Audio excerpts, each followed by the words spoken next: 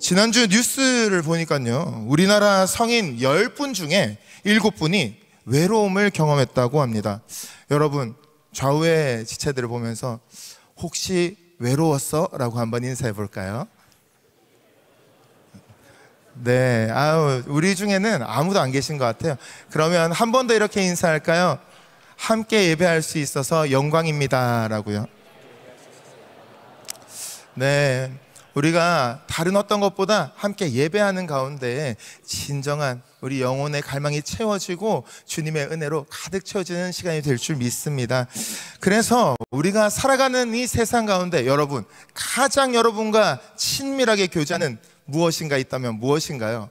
보통 손에서 놓지 않게 되어지는 스마트폰, 또 소셜미디어들, 24시간 어떻게 보면 우리가 서로도 연결되어 있는 것 같고 우리 몸의 꼭 일부인 것처럼 살아가는데요, 역설적으로 우리는 그 어떤 시대보다 가장 깊은 고립을 느끼는 고립의 시대를 살고 있다라고도 이야기합니다.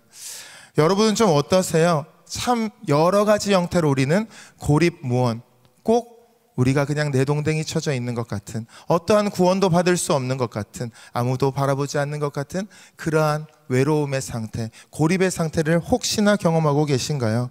가족들에 둘러싸여 있어도 외로움을 느낄 수도 있고요, 직장에서의 생활도, 학교에서의 생활도 참 내 마음 같지 않을 때가 많이 있습니다. 심지어 신앙생활에서도 이렇게 많은 지체들이 함께 예배하면서 꽉 예배당을 채우고 있는 것 같은데 오히려 내 마음은 하나님은 어디 계신가?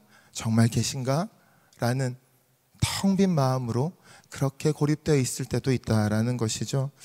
그리고요, 심지어 우리는 그리스도인처럼 살고자, 그리스도인답게 살고자 그렇게 아둥바둥할 때 오히려 더 그러한 고립을 강요당하게 되기도 합니다.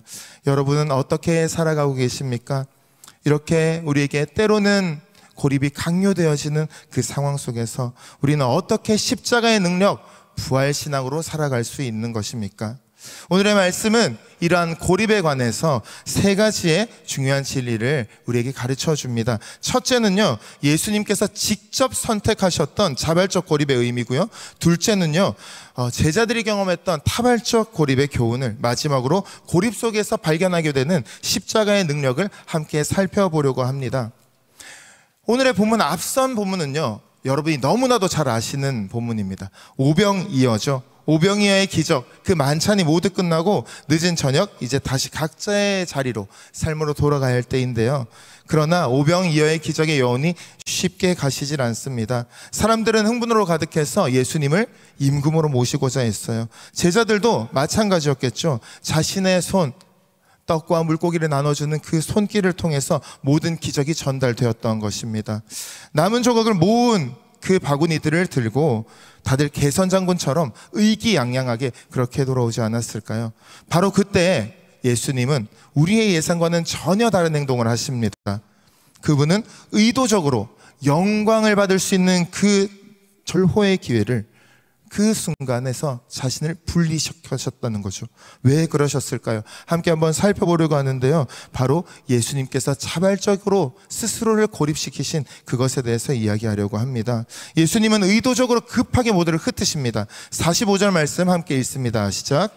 예수께서 즉시 제자들을 재촉하사 자기가 무리를 보내는 동안에 배 타고 앞서 건너편 벳세다로 가게 하시고. 아멘. 예수께서 즉시 제자들을 재촉하셨다라는 말씀처럼 굉장히 주도적이고 다급해 보이는 모습을 우리는 알 수 있습니다. 왜 그렇게 예수님은 급하셨을까요? 요한복음 6장 15절에서는요, 그러므로 예수께서 그들이 와서 자기를 억지로 붙들어 임금으로 삼으려는 줄 아시고 다시 혼자 산으로 가셨다라고 말씀하십니다. 앞서 말씀드린 것처럼 예수님을 임금으로 삼으려는 그들의 생각, 예수님의 생각과는 전혀 다른 길이었기 때문에 홀로 먼저 다 떠내버리신 그 다급함을 우리는 마주하게 된다라는 것이죠. 예수님은 이 순간 무엇을 선택하셨습니까? 모두의 인기와 지지를 뒤로하고 자발적으로 고립을 선택하셨습니다. 그래서 46절에서는요, 무리를 작별하신 후에 기도하러 산으로 가시니라 라고 말씀합니다. 즉 예수님은 그 어떤 인정보다, 환호보다 하나님 아버지와의 교제, 그 자체를 원하셔서 홀로 기도의 자리로 나아가셨다라는 거죠. 얼마나 주님이 고심하셨겠습니까? 어떤 것을 선택하는 것이 맞나? 하지만 그 답은 명확했습니다. 단순했습니다. 주님께 나아가셨던 것이죠. 생각해보면요, 굳이 그 밤에 제자들을 먼저 보내시고 홀로 그렇게 골방을 찾아가실 이유가 있으셨을까요? 무엇보다 예수님께서는 자신을 보내신 분, 하나님의 뜻이 무엇인지를 정확하게 알고 계셨다라는 것이죠. 자신이 오신 이유, 이 세상을 살아내고 계신 그 이유가 절대로 사람들의 인정을 받기 위함이 아니라, 기적을 통해서 스스로 영광을 취하기 위함이 아니라 사람들을 살리기 위해서, 그리고 그 이전에 하나님과 친밀한 교제를 누리기 위해서 이 땅에 오셨다라는 것을 아셨다라는 거예요. 그래서 우리는 예수님의 이 기도하시는 이 타이밍을 정확하게 기억해야 된다라는 겁니다. 보통 우리는요, 문제가 생기면 어떻게 하세요? 좀 더 교회를 찾습니다. 더 기도하게 되기도 합니다. 그런데 오히려 우리의 삶이 그 기도의 응답이 되어지고 무엇인가 평안하다고 느낄 때는 주님을 잘 찾지 않게 되기 마련이죠. 그렇기 때문에요, 오늘 예수님이 오병이어의 기적 이후 영광스러운 그 자리에서 오히려 홀로 고립되셔서 스스로 의도적으로 단절시키시면서 하나님과만 교제하기 원하신 이 자리, 이것을 보면서 우리는 무엇을 생각해야 합니까? 바로 하나님 그분 그 자체를 바라고 구하고 원하는 삶이 어떠한 모습인지를 볼 수 있다라는 것입니다. 여러분, 고립무원이라고 제가 적어놨는데요, 더할 나위 없는 고립무원이라는 제목에 무엇인가 좀 다른 글자가 있지 않습니까? 네, 너무 글자가 작아서 비슷합니다 라고 하실 수도 있는데요, 원자가 원래는 그쵸, 이 글자가 아닙니다. 여기서 사용한 글자는 원하다, 바라다 라는 원자인데요, 즉 예수님의 자발적 고립을 통해서 우리는 무엇을 볼 수 있는가? 완전히 단절되어서 고립시켜서 주님, 하나님과만 독대하는 그 자리, 그 자리는 결국 우리가 하나님 외에는 다른 어떤 것도 원하지 않습니다. 하나님 한 분이면 충분합니다 라는 것을 고백하는 자리가 된다라는 것이죠. 즉 우리가 좀 평안한 것 같고 괜찮은 것 같고 큰일이 없는 것 같다 할지라도 오히려 그 자리가 하나님만 믿습니다, 하나님만 제 주인이십니다 라고 고백하게 되어지는 가장 좋은 자리가 된다라는 것입니다. 그래서 우리는 예수님을 믿으면서 살아갈 때 첫사랑, 첫 마음을 회복하고 싶어 하잖아요. 그런데 그 초심, 예수님의 모습에서는 우리가 어떻게 느끼게 됩니까? 다른 것 바라지 않고 구하지 않을 수 있는 그때에 오히려 하나님 자체가 목적이 되어져서 주님께 나아가는 기도의 자리를 통해서 우리는 진정으로 주님만이 나의 주인이십니다, 예수님이 정말 나의 산소망 되십니다, 부활주의를 지난 이때에 부활신앙을 가지고 살아가는 그 가운데 예수님이면 충분합니다 라고 고백하는 형태가 되어질 수 있다라는 겁니다. 사랑하는 여러분, 한번 생각해 보십시오. 예수님이 그런데요, 하나님께 굳이 그렇게 나가셔서 기도하셔야만 했을까요? 예수님이신데 아버지 하나님과 완전히 동일하시고 하나이시고 무엇보다 누구보다 그 마음 잘 아시는 분이신데 기도 그냥 지나가면서 하시면 되잖아요. 그런데 꼭 산으로 가시고 먼저 제자들을 보내시고 철저하게 자기 자신을 고립시켜야만 하셨을까요? 그런데 그렇게 작정하시고 기도하셨습니다. 그 이유를 우리가 다 알 수는 없지만요, 분명히 예수님은 시간과 장소를 구별하여서 정말로 홀로 그 자리에 가서 어떤 기도를 하셨는지는 모르겠지만 주님 앞에 자기의 모든 마음들을 내어드렸다라는 것이죠. 그렇게 주님 앞에, 주님 안에 머물기 위해서 애쓰셨다라는 겁니다. 아마도요, 우리의 삶 가운데에도 무엇인가 잘 되어갈 때, 그게 섬김의 영역이든지요, 우리의 삶의 자리에서의 어떠한 성취든지요, 우리 마음 가운데는 주님 감사합니다 라는 고백도 있지만 좀 괜찮네, 나 좀 했네, 역시 이렇게 하니까 되네 라고 하는 생각도 있을 겁니다. 그게 문제라는 것은 아니지만 정말로 우리가 가장 기쁠 때, 영광스러운 자리 혹은 평안의 때에 주님을 찾는 것, 그것이 우리의 온 삶에 나의 일평생의 주인이 주님이시다, 예수님 한 분이다 라는 것을 고백하는 자리가 된다라는 것이죠. 그래서 저는 우리가 이런 마음을 가지고 시편 131편에 그 마음으로 기도하기를 원합니다. 주님, 제가 교만하지 않게 하시고 제가 큰 일과 감당하지 못할 놀라운 일을 하려고 힘쓰지 아니하도록 저를 지켜주십시오. 제 영혼을 다시 고요하고 평온하게 하셔서 젖된 아이가 그의 어머니 품에 안겨 쉼을 누리듯 오직 여호와를 바라는 가난한 마음을 허락해 주십시오라고요. 그렇게 우리가 주님 앞에 간구하며 나아갈 때 세상이 줄 수 없는 평안으로 가득 채워질 줄 믿습니다. 그래서 사랑하는 청년 여러분, 우리가 평안하고 형통하며 더 나아가서 우리의 삶에 하나님의 일하심이 분명한 그때에도 기도의 자리로 나아가는 여러분 되시길 주님의 이름으로 축복합니다. 아멘. 그래서 그저 저와 여러분이 높아지는 그런 길이 아니라요, 그때에도 우리를 통하여서 예수님만 높여드리는 그러한 복된 인생 되시길 간절히 소망합니다. 아멘. 그 이후에 우리 제자들은 그러면 어떤 상황이었나 한번 살펴볼 텐데요. 예수님은 스스로를 고립시키셨지만 제자들은 오히려 홀로 떨어져 있는 것 같은, 자발적이지 않은데 강요된 것 같은, 강제된 것 같은 타발적 고립에 처하게 됩니다. 예수님께서 아버지 하나님과 깊은 교제를 누리고 계실 무렵 제자들은 어떠했습니까? 주님과의 분리로 인해서요, 굉장히 혹독한 어려움을 겪고 있었어요. 깊은 밤 불어오는 갈릴리 바다의 맞바람 때문에 고생이 이만저만이 아니었던 것이죠. 그래서요, 48절에서 힘겹게 노를 젓는다라는 것은 심지어 그 어원이 고문당하다, 심하게 고통당하다라는 말을 갖고 있습니다. 즉 이들이 얼마나 고생했는지를 생각해 보면요, 처음 45절에서는 벳세다가 분명히 목적지였는데요, 53절에서는 게네사렛 땅에 도착했다라고 이야기합니다. 53절은 건너가 게네사렛 땅에 이르러 대고라고 되어 있죠. 두 도시 사이의 거리만 해도 수십 킬로입니다. 그래서 풍랑으로 인해서 그 행로가 크게 변경되었던 것을 알 수 있습니다. 결국 예수님께서 주도하셔서 먼저 보내시고 그를 따라서 갔는데, 이전에도 이런 비슷한 일을 겪지 않았습니까? 제자들 어땠습니까? 그때에도 예수님을 흔들어 깨웠죠. 그런데 다른 점은 무엇입니까? 그때는 예수님이 한 배에 타고 계셨다는 거죠. 그런데 오늘의 이 본문에서는 계시지도 않습니다. 보이지도 않습니다. 따로 떨어져서 이 제자들만 있었죠.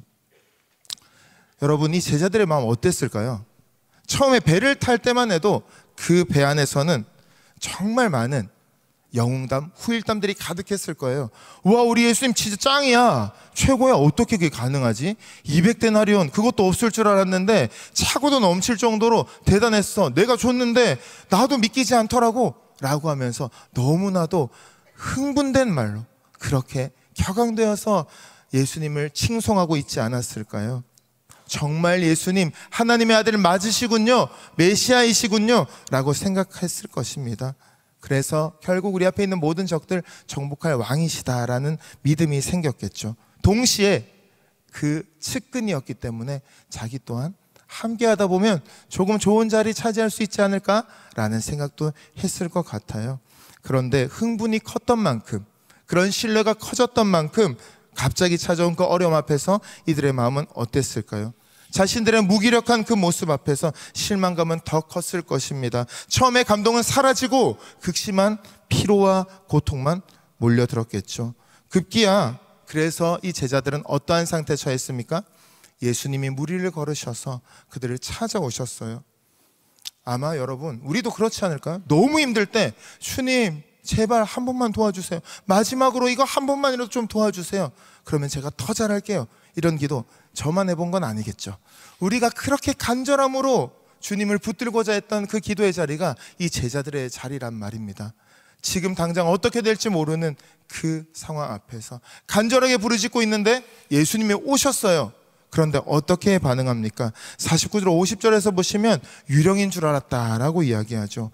판타스마라는 이 단어 자체가요, 그 당시에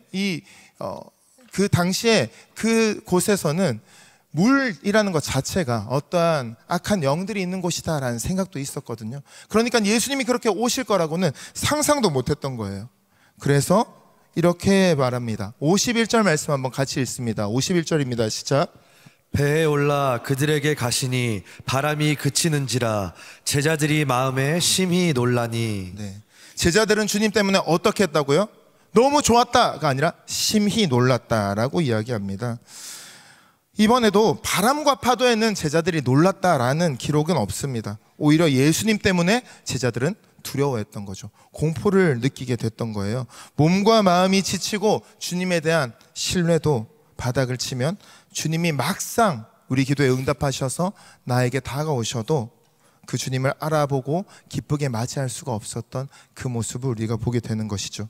그들의 연약함이 그렇게 또 한 번 여기서 나타나고 있습니다. 네, 우리의 마음과 우리의 신앙이 그렇지 않습니까? 몇 번의 승리와 은혜의 경험들, 믿음의 순종을 통해서 하나님을 정말 그 살아계심을 누렸던 그 시간들이 있지만, 그럼에도 그렇죠, 또 어떠한 어려움을 당하면 우리는 넘어지기 십상입니다. 그럴 때는 이때까지 내가 왜 굳이 이렇게 열심을 내면서 신앙생활을 했나라고도 생각할 수 있죠. 주님이 직접 도우러 오시고 손을 내밀어 주셔도 우리의 생각을 뛰어넘거나 우리가 예상했던 것과 다른 경우에는 그 손을 잡지 못합니다. 오히려 두려워하기 마련입니다. 이러한 모습, 우리의 마음이 심지어 둔해지는 모습을 52절에서 계속해서 기록합니다. 52절 말씀 읽습니다. 시작.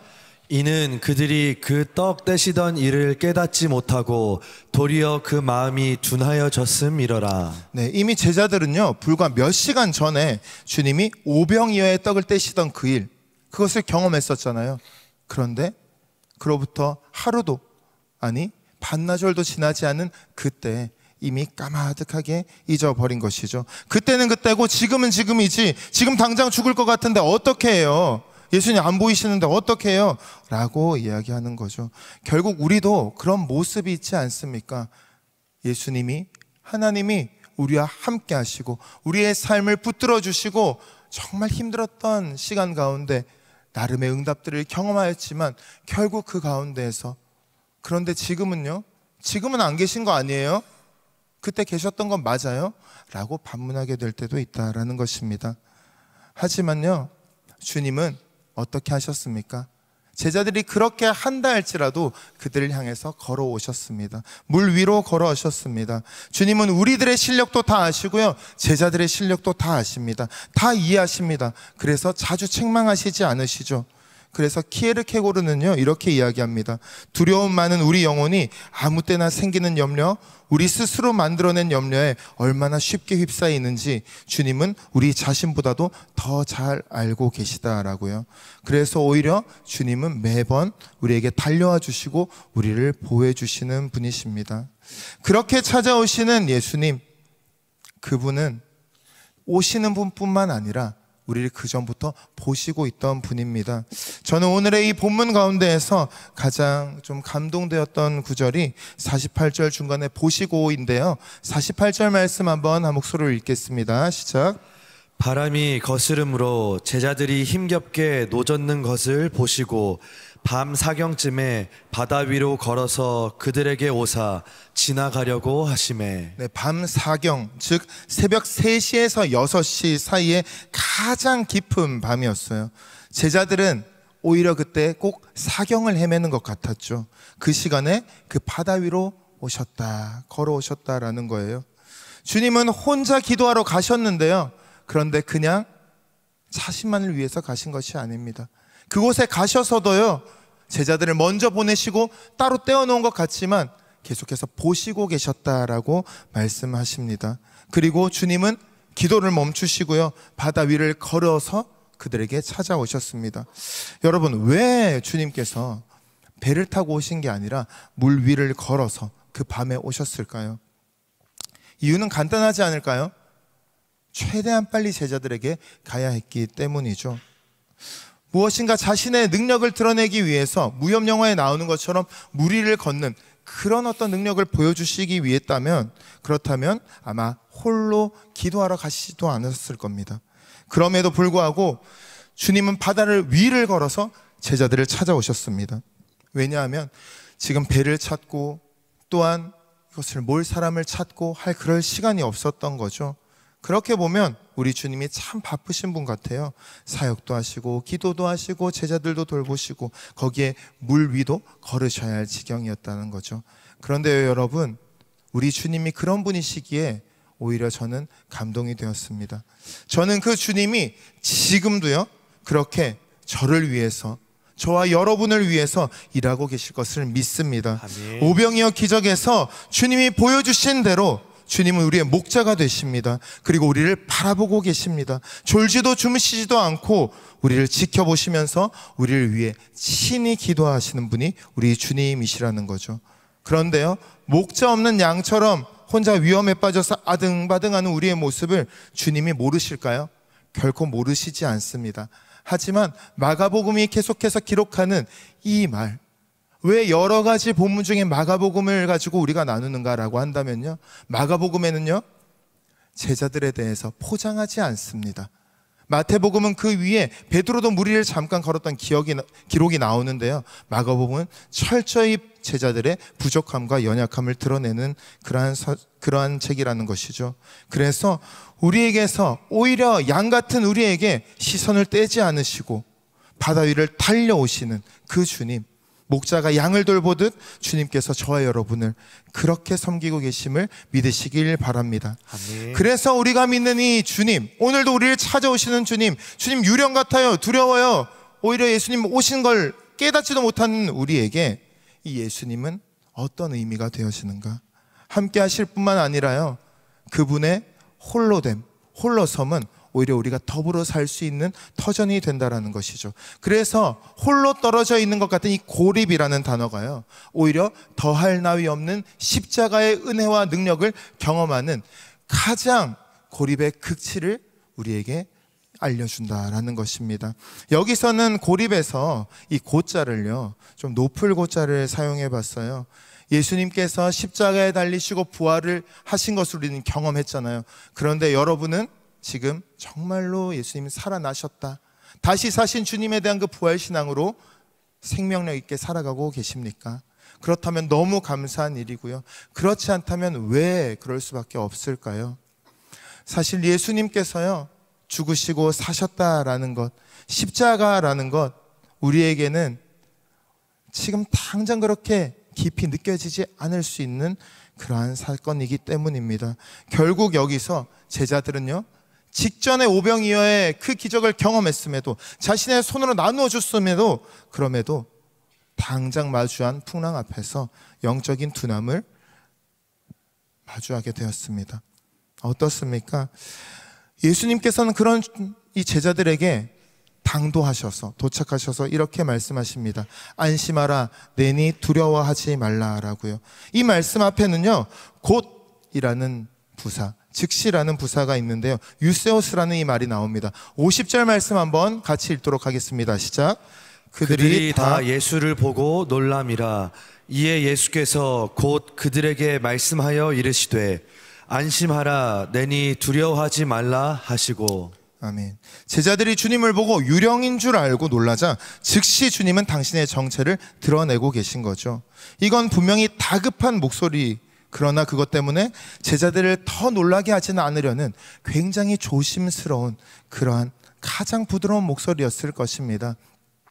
저희 하임이도 굉장히 잘 놀랍니다. 그래서 어떤 때는 그냥 부르면 깜짝깜짝 놀라서 어느 순간에는 조심히 이렇게 하임아 이렇게 얘기하는데요, 그러면 잘 들리지 않아서 또 뭐지? 라고 생각합니다. 그러면 조금 더 하임아 이렇게 부르면 씩 하고 웃어주는 그 표정을 잊을 수가 없습니다. 아마도 그쵸, 우리가 어디 있는지 그리고 주님이 어디 계신지 모르는 그때 갑자기 나타나시면 또 놀랄까봐 이미 놀란 그들의 마음을 진정시키기 위해서 왜 놀라? 라고 하시는 것이 아니라 오히려 안심하라, 나니까, 나야, 그러니까 걱정하지 마, 두려워하지 마 라고 안심시키고 계신 그 주님의 참 섬세한 마음을 이 자리에서 보게 되어집니다. 그런데요, 이 말씀에는요 조금 더 깊은 의미가 담겨 있습니다. 내니, 나다 라고 하는 게 사실 에고 에이미라는 말로 나는 스스로 있는 자다라고 말씀하신 출애굽기 3장 14절에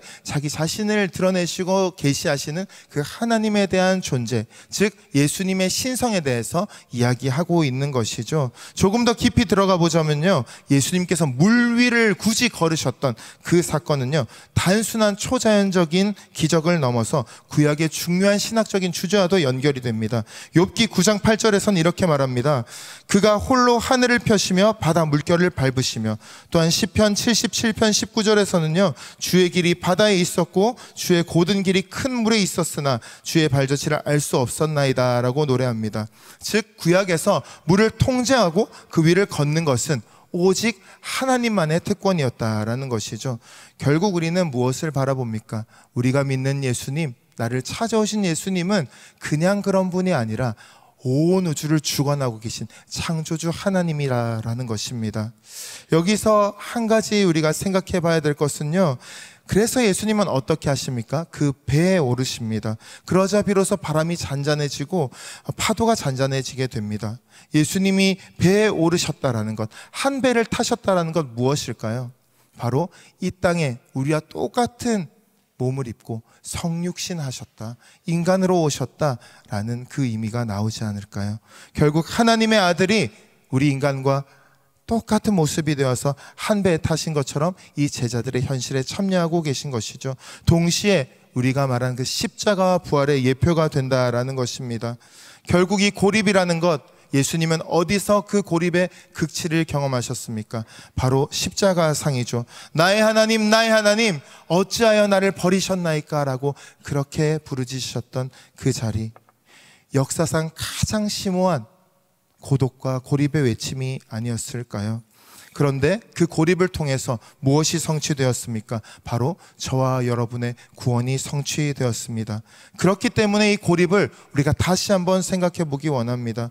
우리는요, 그냥 홀로 떨어져 있는 것 같다 느껴질 때도 있습니다.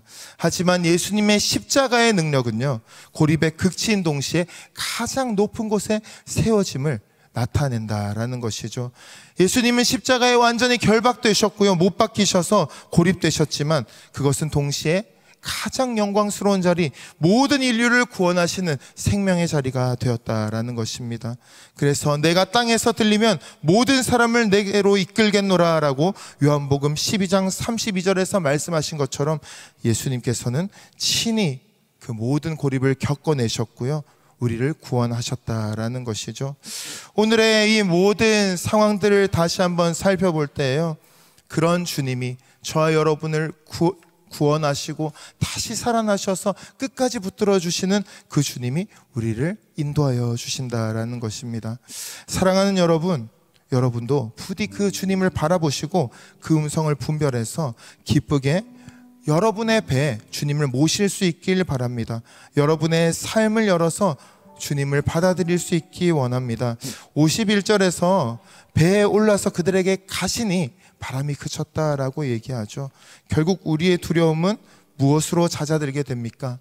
결국 말씀으로 잦아들게 됩니다. 그런데요, 풍랑 그 자체는 무엇으로 없어집니까? 주님이 그 배에 오르심으로써, 한 배에 타심으로써 그렇게 된다라는 거예요. 그래서 이런 이야기가 있습니다. 일본 속담에는요, 서툰 어부는 폭풍우를 두려워하지만 능숙한 어부는 안개를 두려워한다라는 말이요. 여러분, 여러분의 지금의 삶의 자리는 어떠십니까? 너무 힘들어서 주님을 찾으실 수도 있고요, 혹은 조금 평안한 것 같아서 주님을 찾지 않게 될 때도 있습니다. 그리고 아무리 찾아도 주님을 만나지 못하는 것 같은, 그리고 부활하셨다라고 하는데 그렇게 큰 능력이 되지 않는 것 같은 그때도 있습니다. 그때 우리는 무엇을 생각해야 될까요? 폭풍우는요, 누가 봐도 그때 고기를 잡으러 나가지 않습니다. 그런데 반면 안개는 어떻습니까?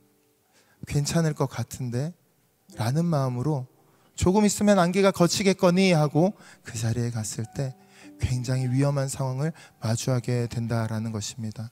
사랑하는 여러분, 혹시 여러분에게 끼어있는 영적인 안개가 있습니까?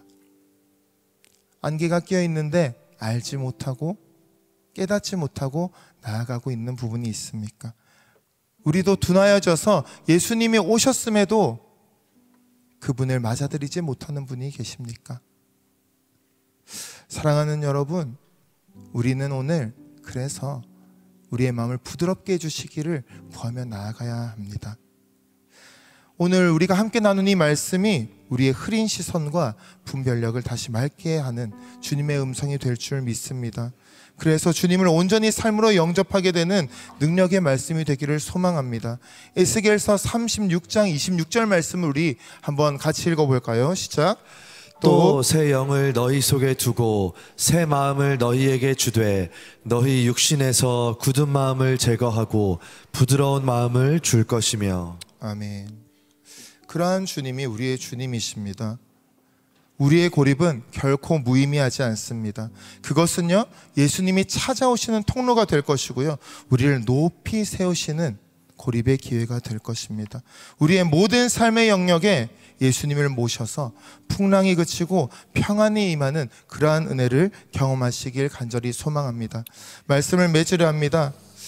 우리의 모든 것들 자발적으로 고립하시고 타발적 고립을 경험했던 제자들, 그런데 결국 예수님께서는 그 고립의 참된 의미를 십자가로 보여주셨다라는 것, 우리가 우리의 마음을 주님 앞에 드릴 때 어떻게 나아가실 수 있습니까?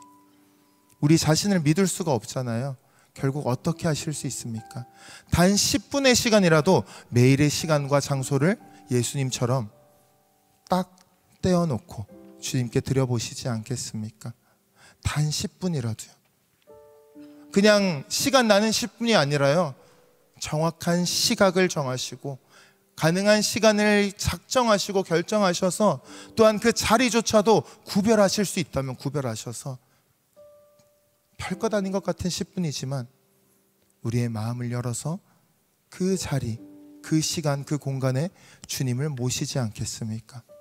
그렇게 나아가실 때에 분명히 우리는 우리의 상황이 어떠하든 간에, 풍랑이 일든 간에, 아니면 정말 영광스러운 그때에도 주님과 함께 살아낼 수 있을 줄 믿습니다.